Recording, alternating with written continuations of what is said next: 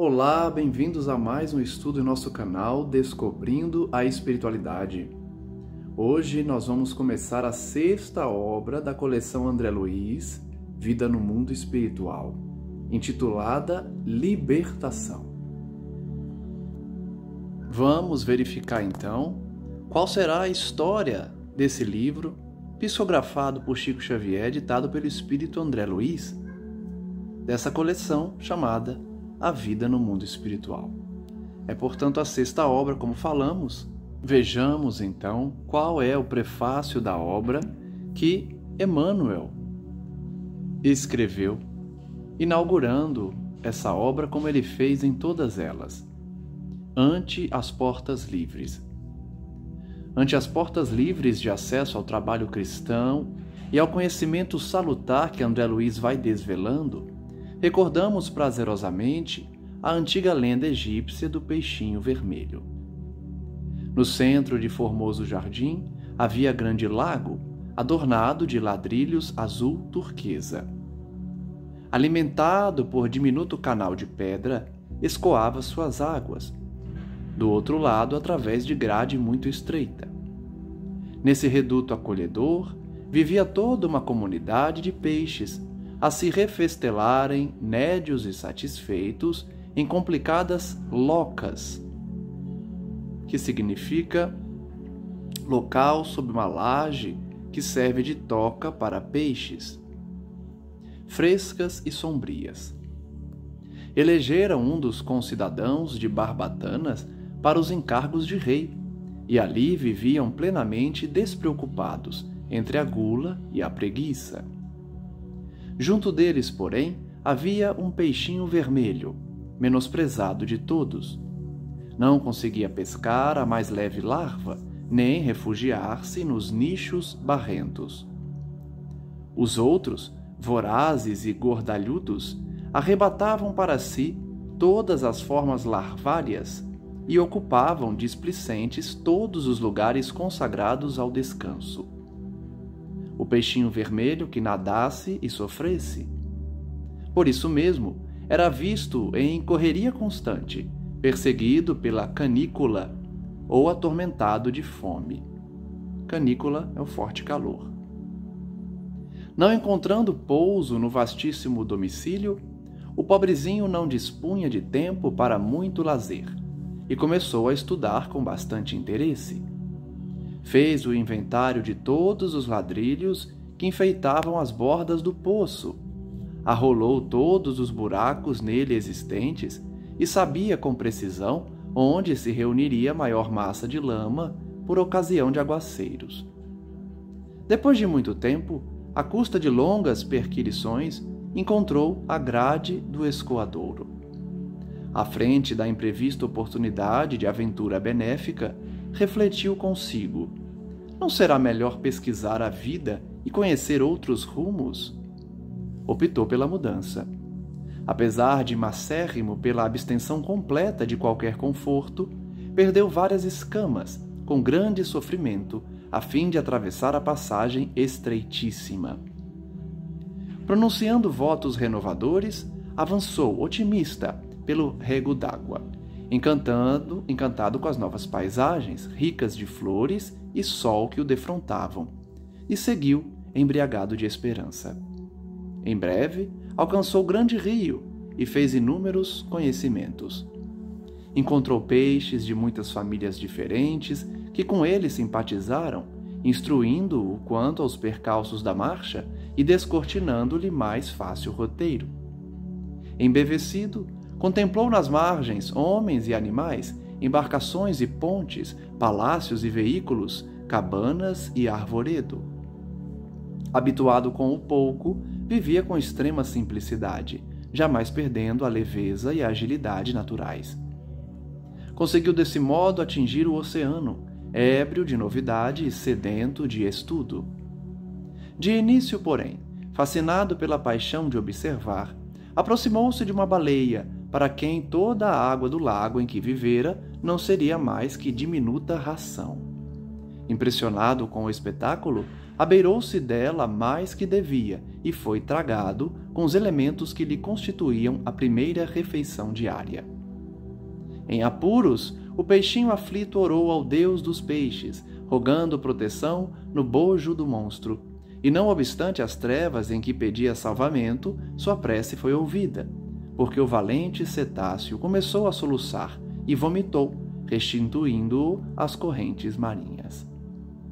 O pequeno viajante, agradecido e feliz, procurou companhias simpáticas e aprendeu a evitar os perigos e tentações. Plenamente transformado em suas concepções do mundo, passou a reparar as infinitas riquezas da vida. Encontrou plantas luminosas, animais estranhos, estrelas móveis e flores diferentes no seio das águas.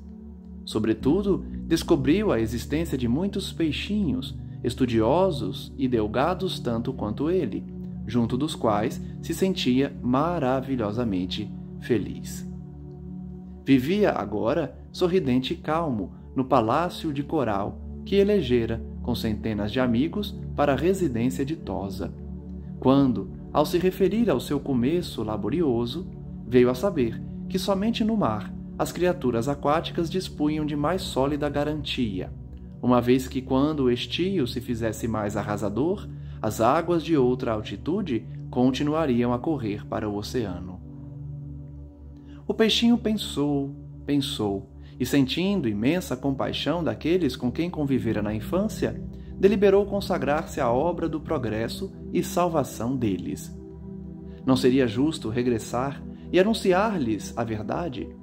Não seria nobre ampará-los, prestando-lhes a tempo valiosas informações? Não hesitou.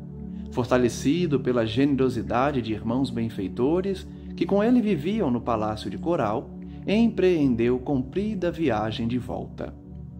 Tornou ao rio, do rio dirigiu-se aos regatos e dos regatos se encaminhou para os canaizinhos que o conduziram ao primitivo lar. Esbelto e satisfeito como sempre, pela vida de estudo e serviço a que se devotava, varou a grade e procurou ansiosamente os velhos companheiros. Estimulado pela proeza de amor que efetuava, supôs que o seu regresso causasse surpresa e entusiasmo gerais. Certo, a coletividade inteira lhe celebraria o feito, mas, depressa, verificou que ninguém se mexia. Todos os peixes continuavam pesados e ociosos, repimpados nos mesmos ninhos lodacentos, protegidos por flores de lótus, de onde saíam apenas para disputar larvas, moscas ou minhocas desprezíveis. Gritou que voltara a casa, mas não houve quem lhe prestasse atenção, porquanto ninguém ali dera pela ausência dele. Ridiculizado, procurou então o rei de guelras enormes e comunicou-lhe a reveladora aventura. O soberano, algo entorpecido pela mania de grandeza, reuniu o povo e permitiu que o mensageiro se explicasse.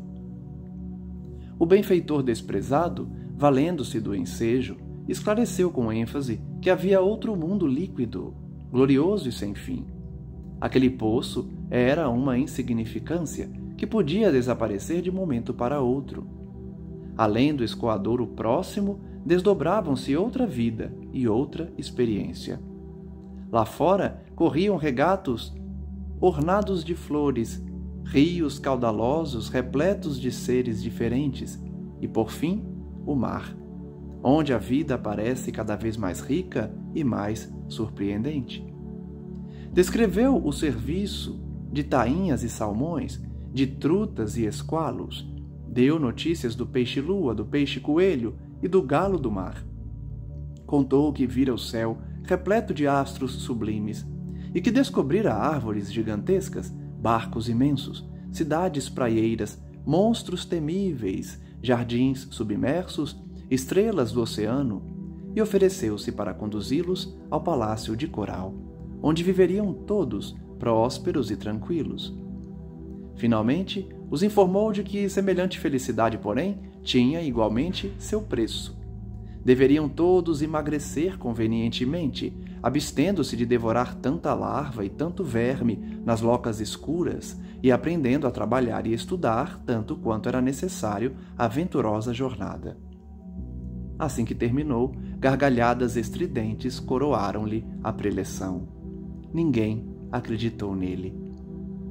Alguns oradores tomaram a palavra e afirmaram solenes que o peixinho vermelho delirava, que outra vida além do poço era francamente impossível, que aquela história de riachos, rios e oceanos era mera fantasia de cérebro demente.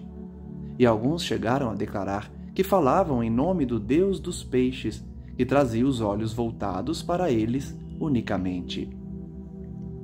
O soberano da comunidade, para melhor ironizar o peixinho, dirigiu-se em companhia dele até a grade de escoamento e, tentando de longe a travessia, exclamou borbulhante: "Não vês que não cabe aqui nenhuma só de minhas barbatanas? Grande tolo, vai-te daqui, não nos perturbes o bem-estar. Nosso lago é o centro do universo, ninguém possui vida igual à nossa." Expulso a golpes de sarcasmo, o peixinho realizou a viagem de retorno e instalou-se em definitivo no Palácio de Coral, aguardando o tempo. Depois de alguns anos, apareceu pavorosa e devastadora seca. As águas desceram de nível e o poço onde viviam os peixes pachorrentos e vaidosos esvaziou-se, compelindo a comunidade inteira a perecer atolada na lama. Emmanuel, então, encerra essa historinha do peixinho vermelho, e a gente pode fazer várias relações aqui, né? Com a revelação do mundo espiritual, com o avanço do peixinho vermelho, deixando as suas imperfeições para trás, enfim, tem vários sentidos figurados. Vamos ver o comentário de Emmanuel sobre essa história. O esforço de André Luiz, buscando acender luz nas trevas, é semelhante à missão do peixinho vermelho. Olha só, mais uma vez, em mais um prefácio, Emmanuel diz que as ideias de André Luiz são desprezadas ou colocadas como ilusórias e, com riso de sarcasmo, são, muitas vezes, combatidas. Mais uma vez ele diz que as ideias e as informações seriam atacadas, o que de fato aconteceu. Ele prossegue: encantado com as descobertas do caminho infinito, realizadas depois de muitos conflitos no sofrimento, volve aos recôncavos da crosta terrestre, anunciando aos antigos companheiros que, além dos cubículos em que se movimentam, resplandece outra vida, mais intensa e mais bela, exigindo, porém, acurado aprimoramento individual para a travessia da estreita passagem de acesso às claridades da sublimação. Então, da mesma forma que os peixes teriam que emagrecer, ou seja, na linguagem figurada de perder as suas imperfeições morais para poder passar na porta estreita, no canal estreito que saía do lago, a gente também precisa da reforma íntima para alcançar esse mundo novo. Fala, informa, prepara, esclarece. Há, contudo, muitos peixes humanos que sorriem e passam entre a mordacidade e a indiferença, procurando loucas passageiras ou pleiteando larvas temporárias. Vejam que Emmanuel está comparando aqueles que dão risada das informações de André Luiz, que duvidam e, com sarcasmo, desprezam André, como os peixes da história que estão gordos, né, de tanto comer, e por não realizar a reforma íntima não ouvem aquele que passou por muitas dificuldades para retornar agora e voltar com as informações. Esperam um paraíso gratuito com milagrosos deslumbramentos depois da morte do corpo. Mas, sem André Luiz e sem nós, humildes servidores de boa vontade, para todos os caminheiros da vida humana, pronunciou o pastor divino as indeléveis palavras: a cada um será dado de acordo com as suas obras. Emmanuel, mensagem ditada a Chico Xavier em Pedro Leopoldo, em 22 de fevereiro de 1949.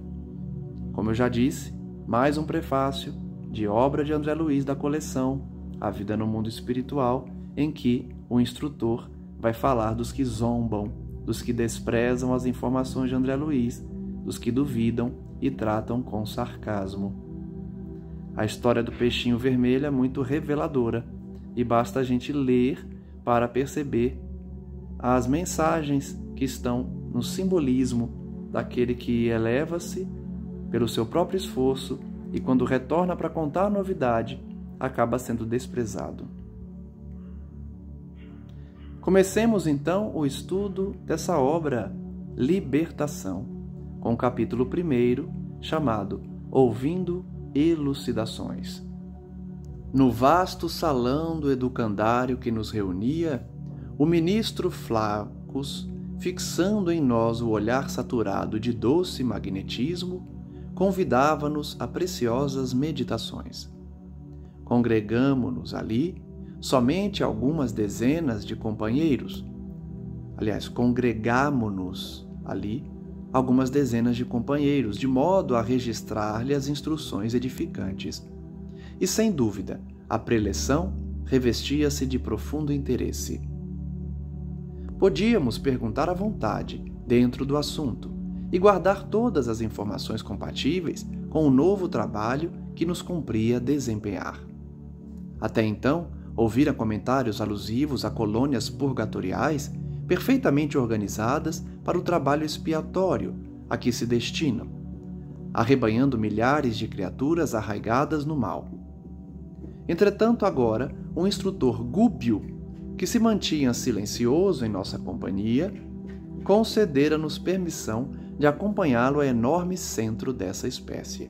Então vejam que a obra se inicia com uma palestra que André vai assistir e várias pessoas estão ali, falando alguns sobre mundos purgatoriais, outros de outros lugares em que André Luiz vai começar a visitar, certamente também buscando a purgação, a expiação.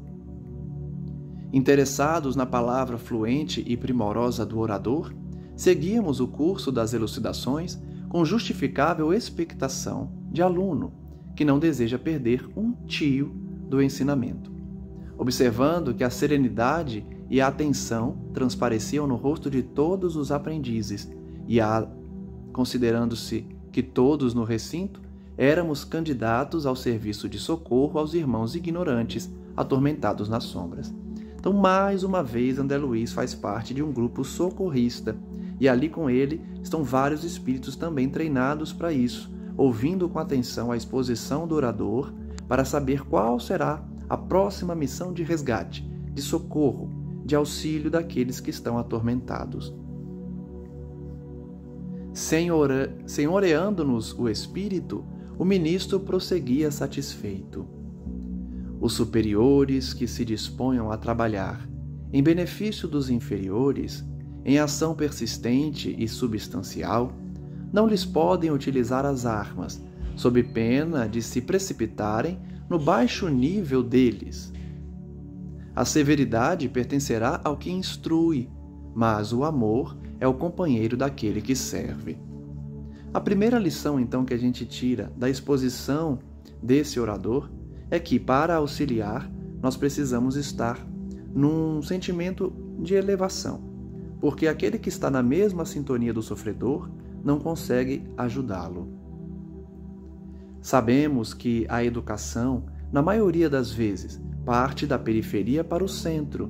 Contudo, a renovação, traduzindo o aperfeiçoamento real, movimenta-se em sentido inverso. Então, ele está fazendo uma crítica, para quem acha que tem que tratar com severidade e não com amor, nem com carinho, aqueles que estão no erro. Ele está dizendo que é preciso, sim, educar esses espíritos e que geralmente a educação vem da periferia para o centro. Periferia aqui no sentido de borda, de fora para dentro. Mas ele diz que a renovação ocorre de dentro para fora. Ambos os impulsos, todavia, são alimentados e controlados pelos poderes quase desconhecidos da mente. Tanto a renovação quanto a educação são movidos pela vontade, pelo poder da mente dos indivíduos. E ele está dizendo que pouca gente sabe disso, pouca gente conhece e faz esse exercício com a mente para ou se educar ou renovar-se. O espírito humano lida com a força mental, tanto quanto maneja a eletricidade, com a diferença, porém, de que se já aprende a gastar a segunda, no transformismo incessante da Terra, mal conhece a existência da primeira, que nos preside a todos os atos da vida. Olha só que interessante. Ele está dizendo que a gente manipula eletricidade, liga a luz para escrever, para ler, para enxergar. E a força mental também a gente manipula. A diferença é que a eletricidade todos aceitam e todos realizam essa manipulação, mas a força mental, os humanos mal conhecem essa existência, dessa força e o quanto ela influencia em nossas vidas. Mas para quem já está estudando aqui no canal sabe da força mental como prioritária para a nossa mudança, para auxiliar os outros, para mudar situações da vida. A gente sabe da força mental como um instrumento de mudança, de renovação. A rigor, portanto, não temos círculos infernais de acordo com os figurinos da antiga teologia, onde se mostram indefinidamente gênios satânicos de todas as épocas, e sim esferas obscuras em que se agregam consciências embotadas na ignorância, cristalizadas no ócio reprovável ou confundidas no eclipse temporário da razão. Percebam que o instrutor está ensinando que não existe o inferno propriamente dito como consta nas passagens bíblicas, e nem a figura dos demônios criados eternamente maus. O que existem são espíritos imperfeitos, maus, e que acabaram cristalizando no ócio e no ódio também os seus espíritos. E é interessante que ele elenca aqui, quais são os tipos de aflição que os espíritos passam no além que se assemelham ao inferno do catolicismo. Consciências cristalizadas na ignorância, no ócio, ou confundidas no eclipse da razão, ou seja, enlouquecidas. Então, os espíritos que sofrem no além, pela força mental que eles desconhecem, mas que predominam os seus destinos e ditam esses destinos, permitem que esses indivíduos passem essas situações em que eles acham que estão no inferno, mas na verdade são criações mentais consequentes do modo que viveram e que agora precisam vivenciar no além esse sofrimento. É por isso que a gente ensina, e aprende também. Não existe o inferno conforme a figura no sentido figurado ou no sentido simbólico, porém existe sim zonas de sofrimento intenso, justamente porque a mente desses indivíduos, consumidas pelo remorso, pela culpa, obrigam-os a sentir e ver o que fizeram, e isso lhes causa muito sofrimento. O Espiritismo explica, porém, que os gênios satânicos são outros seres que também erraram e hoje se dedicam ao mal, mas que um dia se libertarão também dessa condição. Semelhantes criaturas, no entanto, não se regeneram à força de palavras. Eles não mudam apenas ouvindo. Necessitam de amparo eficiente que lhes modifique o tom vibratório, elevando-lhes o modo de sentir e pensar. E isso é tão difícil. Se isso é difícil aqui na Terra, quanto tempo a gente leva para mudar nosso tom vibratório? Para praticar a reforma íntima? Para mudarmos do homem velho para o homem novo? No além também é muito difícil o espírito se regenerar voluntariamente.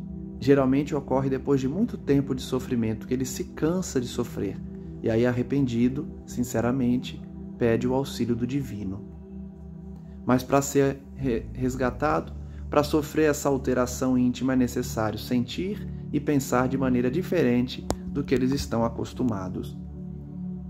Eminentes pensadores do mundo traçam diretrizes à salvação das almas, mas somos de parecer que possuímos suficiente número de roteiros nesse sentido, em todos os setores do conhecimento terrestre. Então a gente já tem bastante conhecimento, bastante roteiro para escolher o bem. Reclamamos na atualidade quem ajude o pensamento do homem na direção do alto. Então, o palestrante está fazendo uma crítica velada, né? Dizendo que já tem muita teoria, já tem muito roteiro, que a gente está precisando de alguém que ajude o pensamento do homem para se dirigir a Deus, ao alto. Alguém ou algo, né? Uma religião, uma filosofia. Empreender o tentame, incentivando-se tão somente os valores culturais, seria consagrar a tecnocracia, que procura a simples mecanização da vida. Então, a saída não é incentivar só a cultura, porque isso traz a tecnocracia que destrói as sementes gloriosas de improvisação que a vida traz, de infinito e de eternidade. Ele prossegue: grandes políticos e veneráveis condutores nunca se ausentaram do mundo. Passam pela multidão, sacudindo-a ou arregimentando-a. É forçoso reconhecer, porém, que a organização humana por si só não atende às exigências do ser imperecível. Então, por mais que tenhamos esses líderes, grandes políticos respeitados, que conduzem a humanidade de tempos em tempos, nós precisamos de uma filosofia ou de algo que nos sacuda intimamente, porque sozinhos nós não conseguiremos alcançar essas notas do ser imortal, imperecível.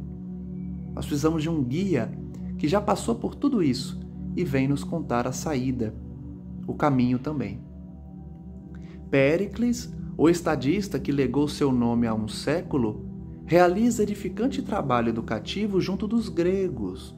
Entretanto, não lhes atenua a belicosidade e os pruridos de hegemonia, sucumbindo ao assédio de aflitivo desgosto. Então, olha que legal, ele vai fazer um contexto histórico.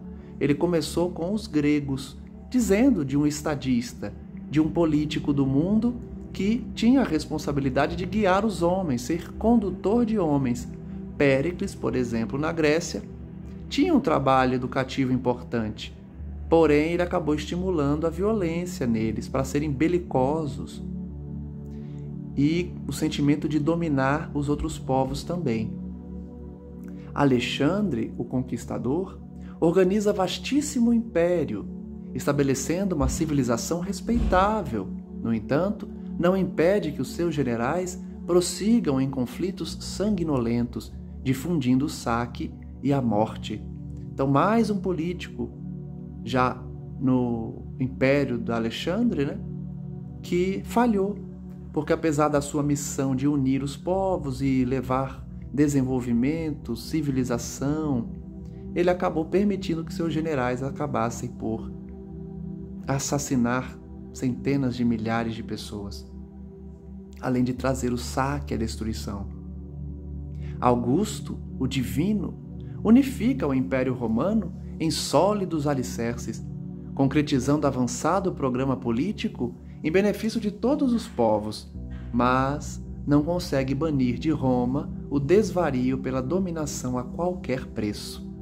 Augusto, portanto, mais um estadista que falhou, mesmo vindo com a missão de trazer o Império Romano para o equilíbrio do mundo, acabou banindo de Roma,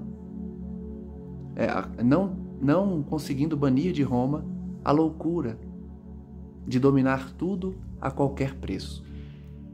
Constantino também, o chamado Grande, advogado dos cristãos indefesos, oferece novo padrão de vida ao planeta. Contudo, não modifica as disposições detestáveis de quantos guerreavam em nome de Deus. Percebam que todos eles trazem o problema com a guerra, né? Com a dominação, com a morte, com o sangue. Constantino também, apesar de defender os cristãos no início, acabou não modificando essa característica da guerra a todo custo. Napoleão, o ditador, impõe novos métodos de progresso material em toda a terra, mas não se furta ele próprio às garras da tirania, pela simples ganância da posse. Todos eles, até agora, trouxeram grandíssimas grandiosas missões de levar progresso e bem-estar para o mundo, mas falharam, caíram na dominação, no egoísmo, na ganância, na violência. Pasteur, o cientista, defende a saúde do corpo humano, devotando-se abnegado ao combate silencioso da selva microbiana. Todavia, não pode evitar que seus contemporâneos se destruam reciprocamente em disputas incompreensíveis e cruéis. Então, Pasteur, missionário, não tem culpa que hoje se utilizem do conhecimento que ele trouxe, do avanço que ele trouxe, para um destruir o outro. Permanecemos diante de um mundo civilizado na superfície que reclama não só a presença daqueles que ensinam o bem, mas principalmente daqueles que o praticam. Então, depois de citar vários ícones da história que acabaram falhando por não ter o desenvolvimento moral, ele conclui que no mundo de hoje nós precisamos daqueles que ensinam o bem, mas principalmente daqueles que praticam o bem. Dar o exemplo cristão verdadeiro, conforme Jesus nos ensinou, praticando aquilo que a gente fala, estuda e ensina. Sobre os mananciais da cultura, nos vales da terra, é imprescindível que desçam as torrentes da compaixão do céu pelos montes do amor e da renúncia. Cristo não brilha apenas pelo ensino sublimado, resplandece na demonstração. Em companhia dele, é indispensável mantenhamos a coragem de amparar e salvar, descendo aos recessos do abismo. Notem que a palestra dele é no sentido de renovar a terra, não só pela cultura, mas por uma cultura que tem compaixão, que tem misericórdia, que vem do céu, pelo amor e pela renúncia. E ele diz que Cristo ensinou de forma sublime, mas fez o principal, que é demonstrou por meio de atitudes, por meio de ações. Por isso devemos segui-lo, termos como modelo para amparar e salvar também, descendo aos abismos. Não longe de nossa paz relativa, em círculos escuros de desencanto e desesperação, misturam-se milhões de seres, conclamando comiseração. Por que não acender piedosa luz dentro da noite, em que se mergulham desorientados? Por que não semear esperança entre corações que abdicaram da fé em si mesmos?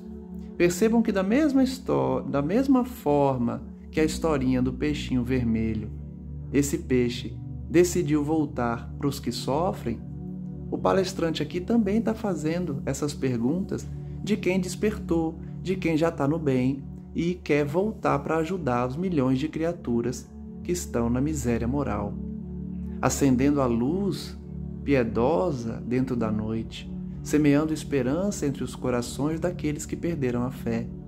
Por isso esses irmãos reencarnam aqui, e a gente identifica neles espíritos de luz que são bons desde a infância e que trazem uma maturidade espiritual gigantesca. São esses irmãos que vieram nos auxiliar, enquanto nós aqui mergulhados no erro, aguardamos o auxílio deles. À frente, pois, de imensas coletividades em dolorosa petição de reajustamento, faz-se inadiável o auxílio restaurador. Ele está dando uma palestra para as equipes socorristas. O mundo que está em expiação precisa do auxílio que restaura. Somos entidades ainda infinitamente humildes e imperfeitas para nos candidatarmos de pronto à condição dos anjos. Então ele vai dizer, a humanidade precisa de auxílio, mas Deus não quer somente os anjos perfeitos auxiliando. Ele quer que nós imperfeitos também possamos ajudar a humanidade. Ajudar a nós próprios, que também fazemos parte desse mundo. Comparada à grandeza inabordável para nós de milhões de sóis que obedecem a leis soberanas e divinas em pleno universo, a nossa Terra, com todas as esferas de substância ultrafísica que a circundam, pode ser considerada qual laranja minúscula perante o Himalaia. Olha que comparação do tamanho da Terra perante o universo ou perante outros mundos já evoluídos. É uma laranja diante do Himalaia, a Terra. Estamos longe ainda dos astros, dos sóis em que habitam espíritos de luz. Nós outros, confrontados com a excelsitude dos espíritos superiores, que dominam na sabedoria e na santidade, não passamos por enquanto de bactérias, controladas pelo impulso da fome e pelo magnetismo do amor. Se o palestrante está se chamando de bactéria perante os espíritos superiores, imagine nós, né? Aqui na Terra, distantes dessa elevação que esses irmãos já trazem. Entretanto, guindados às singelas culminâncias da inteligência, somos micróbios que sonham com o crescimento próprio para a eternidade. Então, por mais que tenhamos a pequenez dos micróbios por nossa inferioridade moral, nós sonhamos com esse crescimento próprio, dessa felicidade que Jesus prometeu àqueles que se dedicam ao bem. Enquanto o homem, nosso irmão, desintegra assombrado as formações atômicas, nós outros, distanciados do corpo denso, estudamos essa mesma energia por meio de aspectos que a ciência terrestre, por agora, mal conseguiria imaginar. Caminheiros, porém, que somos do progresso infinito, principiamos apenas, ele e nós, a sondar a força mental que nos condiciona as manifestações nos mais variados planos da natureza. Por esse parágrafo, a gente já consegue entender que a obra tratará bastante sobre as forças mentais. Ele está dizendo que o Espiritismo abordou apenas o começo, uma pequena parte da realidade espiritual e das forças que existem, psíquicas e espirituais, desses irmãos elevados. Vejam que o palestrante está dizendo que a humanidade está manipulando o átomo, né? Construindo a bomba atômica, a energia nuclear e indo com a física quântica para o multiverso, etc. E eles lá, espíritos, na época que essa obra foi escrita, conseguem manipular a força mental que a nossa ciência terrena ainda nem imagina. Então eu acho que essa obra vai trazer bastante revelação do que a força mental consegue fazer e que um dia a ciência também vai perceber e reconhecer. Mas é só o começo do uso da força mental. É por isso que eu sempre repito, quando a gente vê Cristo andando sobre as águas, multiplicando pães, desaparecendo de uma hora para outra, isso para ele é nada. Para a gente é milagre, algo sobrenatural, incrível, maravilhoso. E de fato é. Para Cristo, porém, é algo banal. Porque ele já manipula as forças mentais de uma forma que a gente sequer imagina.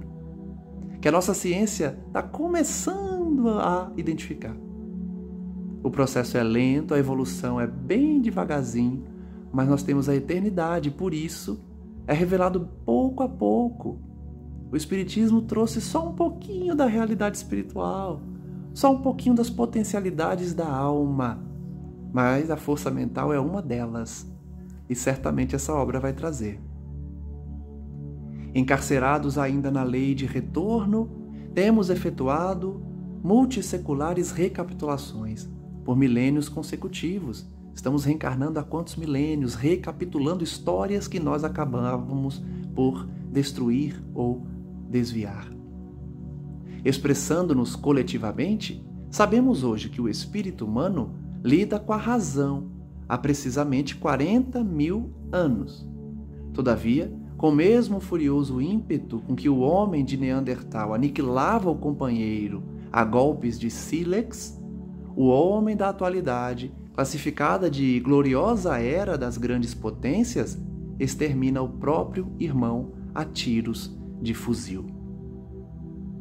Então, a gente não evoluiu tanto, apesar de já abraçarmos uma racionalidade há cerca de 40 mil anos, ainda aniquilamos o nosso irmão pela violência, da mesma forma que o homem primitivo fazia. Olha como a evolução é lenta. E as opções que nós fazemos também nos estacionam.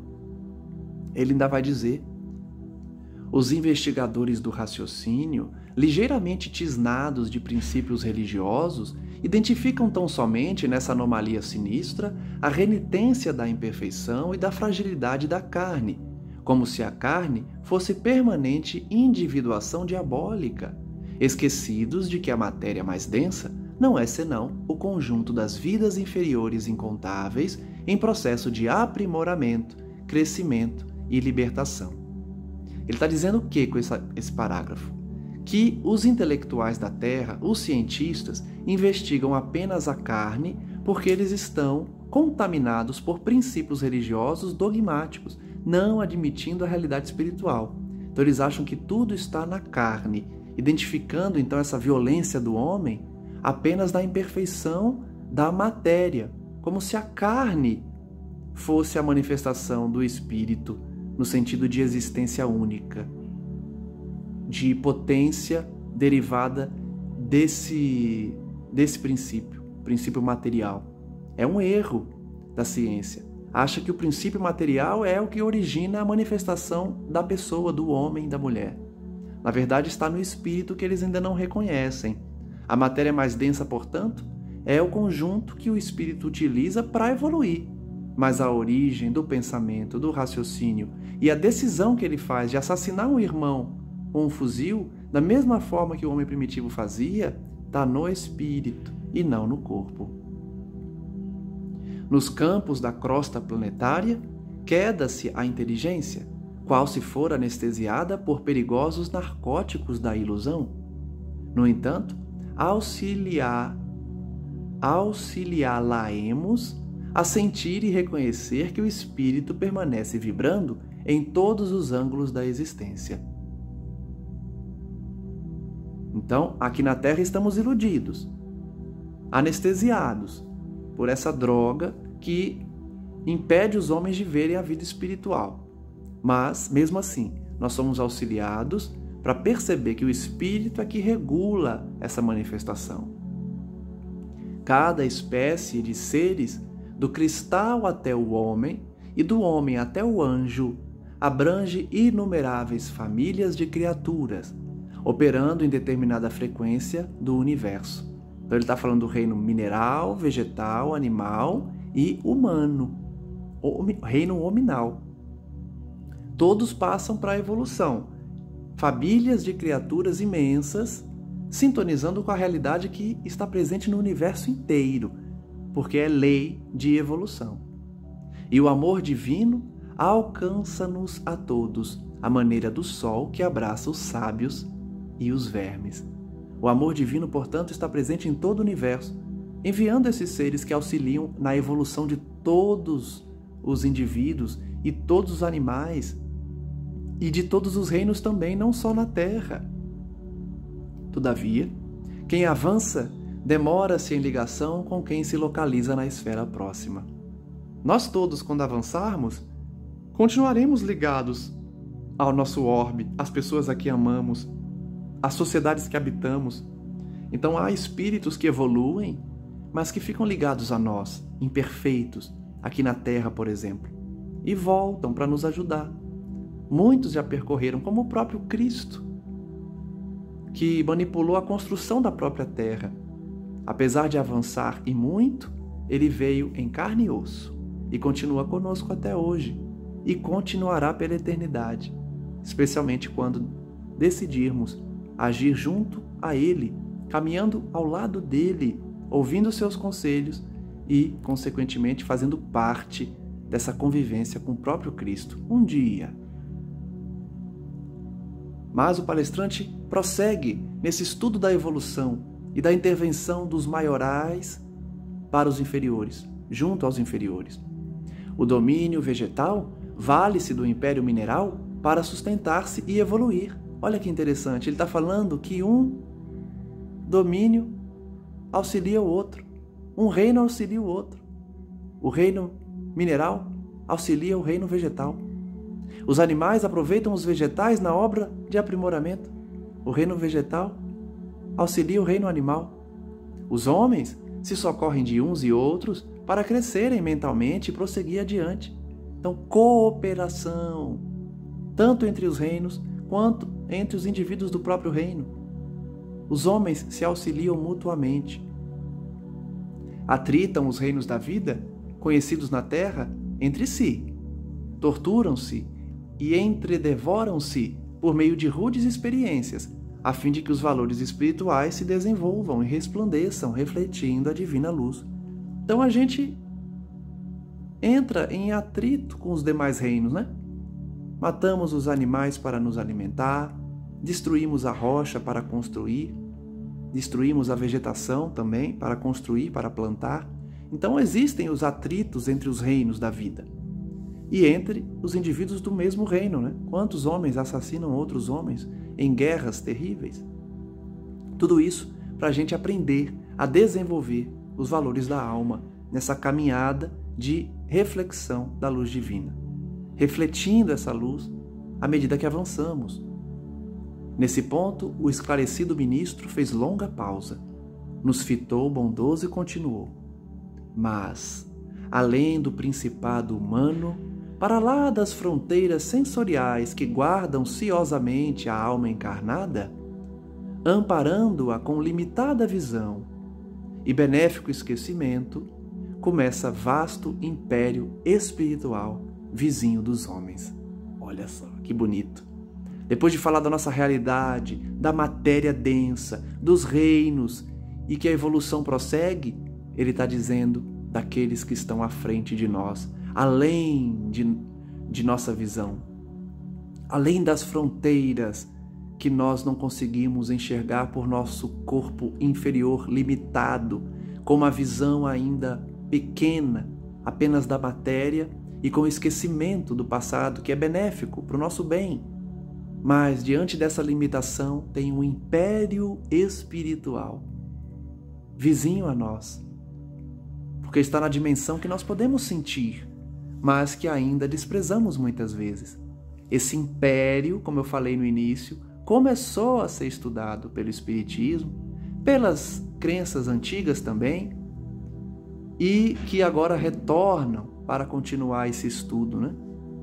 Que é apenas um pequeno pedaço, uma pequena parte.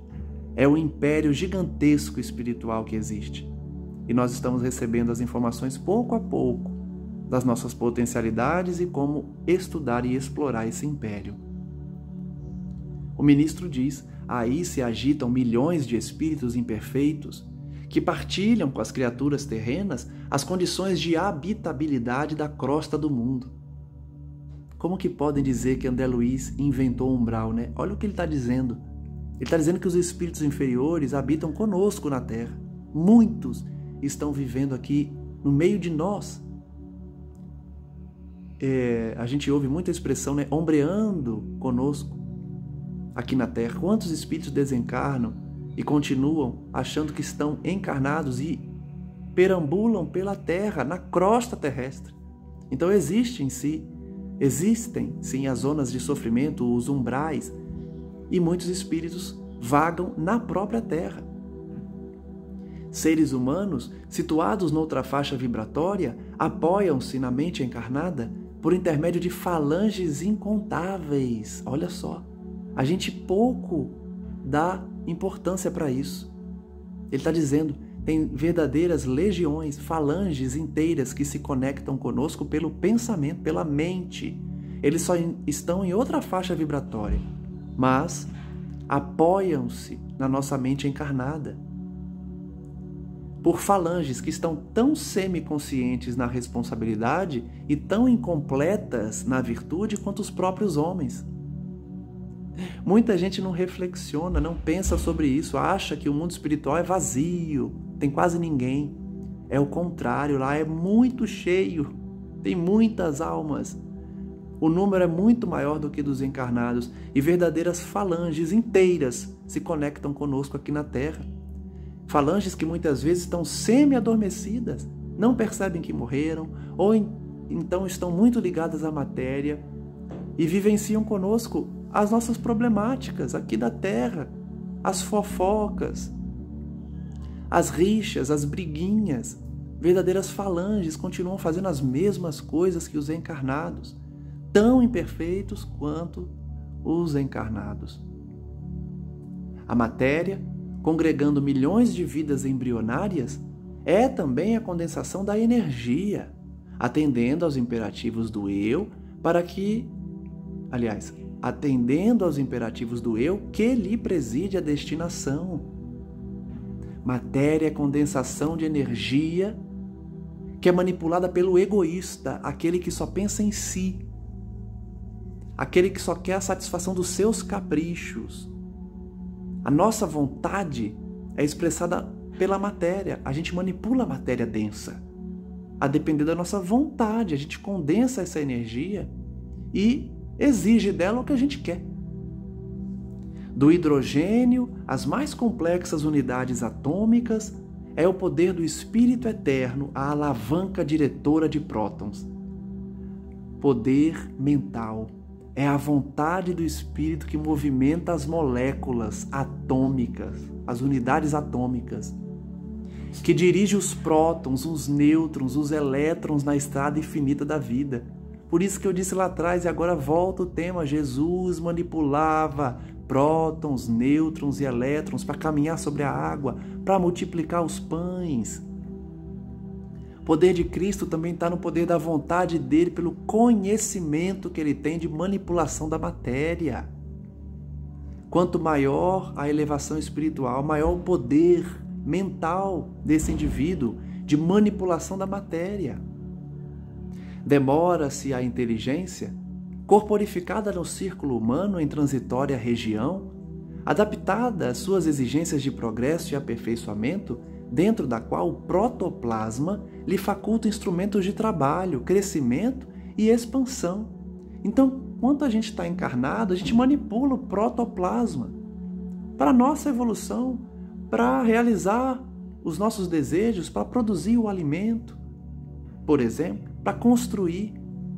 Entretanto, nesse mesmo espaço, alonga-se a matéria noutros estados. E nesses outros estados, a mente desencarnada, em viagem para o conhecimento e para a virtude, radica-se na esfera física, buscando dominá-la e absorvê-la, estabelecendo gigantesca luta de pensamento que ao homem comum não é dado calcular. Então, primeiro ele está dizendo a manipulação que a gente faz na Terra, manipulação da matéria densa, para a nossa sobrevivência, para a nossa evolução aqui, mas que existe um outro estado espiritual em que essa matéria vai ser manipulada também pela mente desencarnada. Na sua caminhada para a evolução, na sua caminhada para o conhecimento, para a virtude, ele vai testar como um cientista faz, testa, manipula, descobre, estuda e vai evoluindo. O espírito desencarnado também faz isso. Frustrados em suas aspirações de vaidoso domínio no domicílio celestial, homens e mulheres de todos os climas e de todas as civilizações depois da morte esbarram nessa região em que se prolongam as atividades terrenas e elegem o instinto de soberania sobre a terra por única felicidade digna do impulso de conquistar.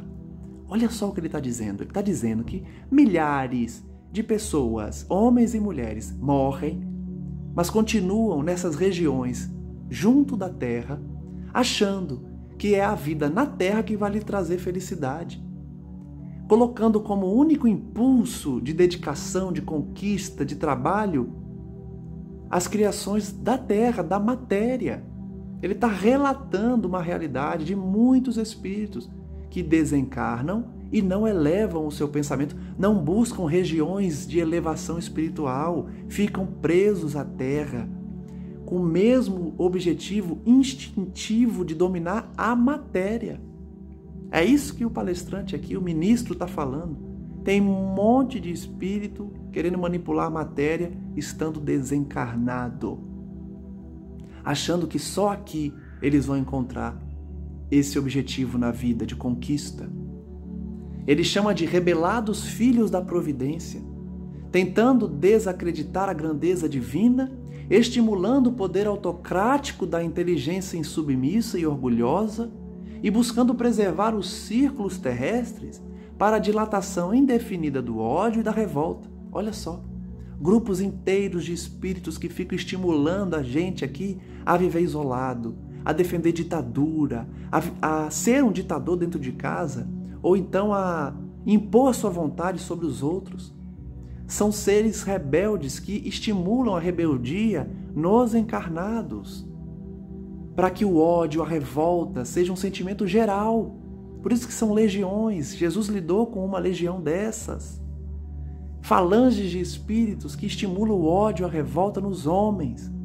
Vaidade, criminalidade, como se o planeta, em sua expressão inferior, lhes fosse paraíso único. Eles não enxergam um mundo melhor que eles poderiam ir. Eles acham que a Terra é o lugar deles e lutam para dominar a Terra, mesmo estando desencarnados. Acham que a Terra é o paraíso único que está disponível para eles, ainda não integralmente submetida a seus caprichos.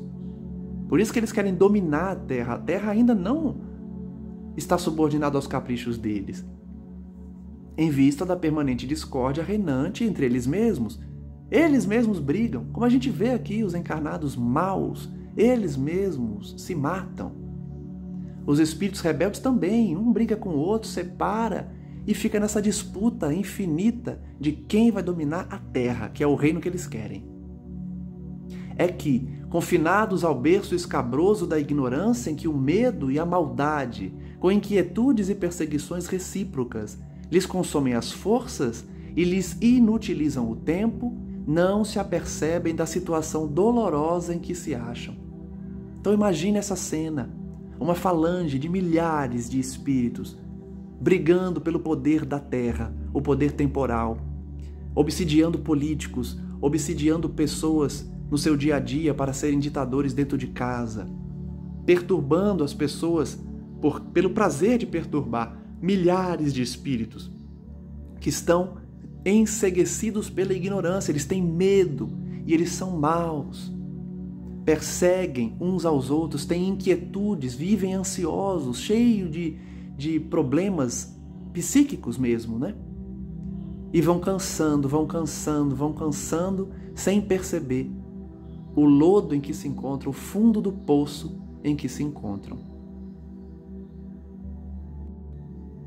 Reflitamos então nesse primeiro estudo da obra Libertação sobre esses irmãos que estão vivendo na Terra, no mundo espiritual, mas ainda vinculados ao poder, à busca do prazer, à busca da dominação da matéria, querendo colonizar o mundo como se aqui fosse o paraíso deles.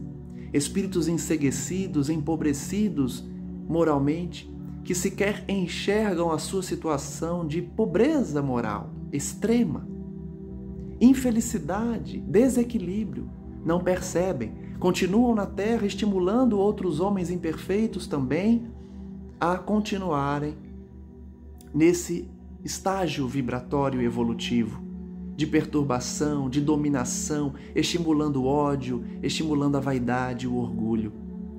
O primeiro estudo de hoje dessa obra nos traz então um alerta desse ministro André Luiz às equipes de socorro. Nós estamos indo auxiliar homens que estão estimulados por legiões de espíritos ainda voltados para a matéria, que se esquecem do espírito e mesmo desencarnados não aceitam a realidade espiritual como propulsor de elevação. Eles até reconhecem que estão em espírito, mas não aceitam que precisam evoluir.